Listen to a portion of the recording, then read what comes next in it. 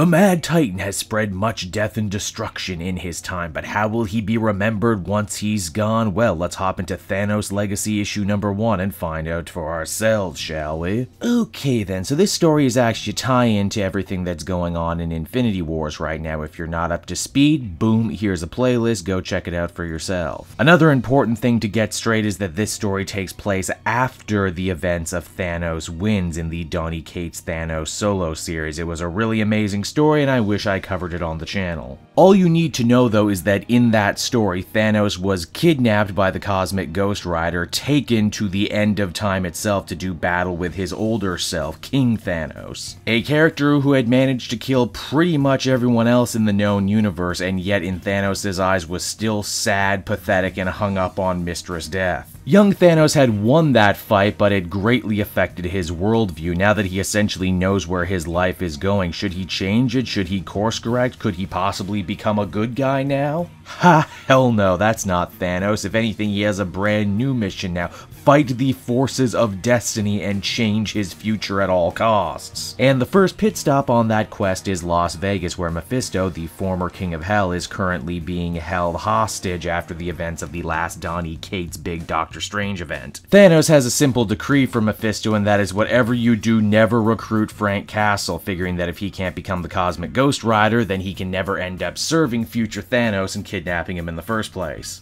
Mephisto is also sure to name drop Hela and her impending wedding that's happening over in the Thor books right now, so you know, slow clap for continuity. Hey, say what you want about the majority of the Marvel Fresh Start books being written by the same 5 or 6 people, all I can say is that the continuity has been airtight, if for the most part. With that out of the way, Thanos once again plotted to gather all of the Infinity Stones. He reforged the gauntlet, and he figures what better way to flip fate and destiny the bird than by gaining amazing cosmic power once again. That plan was ultimately scuttled though by Requiem, and especially by her big sword. Requiem, if you've been reading Infinity Wars, you'll know is actually Gamora on a crazy revenge quest. She would end up killing her father in battle, but the twist is that the Mad Titan doesn't really seem to care all that much. In fact, he's super stoked on this. What better way to stop the future from happening than dying here and now? Wow, you really gotta hand it to Thanos. I mean, what a villain. His head's chopped off and he's still gloating. This is what I wanted to happen. This was totally part of my plan and you all fell for it. Now, you might be wondering, with Thanos dead now, what kind of ripple effects is that going to have through time and space, especially in that far-flung future we saw? Well, for one, old King Thanos loses his head, which means the Cosmic Ghost Rider is finally a free agent again. He decides to take a whiz on Thanos' dead body, which I mean, just thumbs up for that. We then also see that Cosmic Ghost Rider is not alone, because Thanos' brother, Eros the Star Fox, is there too. He's back from the dead and he claims that King Thanos' corpse actually has something very important to the events going on in Infinity Wars, so important that he actually digs into his dead brother's chest to find it. Why do I feel old Thanos smells like bad grapes? And it's right there that the comic ends, everyone. So that was Thanos Legacy issue number 1, a Infinity Wars tie-in one-shot. Overall, I thought it was good. Not great, but good. As a fan of Donny Cates' Thanos solo series, it was nice to get a little conclusion to the Thanos Wins storyline, but I don't really felt like I needed it. That story was strong enough on his own, and I kind of got the feeling of what was going on in Thanos' head when he got stabbed by his daughter in the main Infinity Wars book. I can definitely appreciate the little attentions to detail and how the writers come out and say, yep, everything you've been seeing Thanos doing in the other books definitely fits into one solid timeline. We were thinking of that. But all that being said, and outside the last little stinger bit at the end, I'm not exactly sure how impactful this story is going to be on the rest of Infinity Wars as a whole. Ultimately, though, I'd give it a 7 out of 10. It's definitely above average.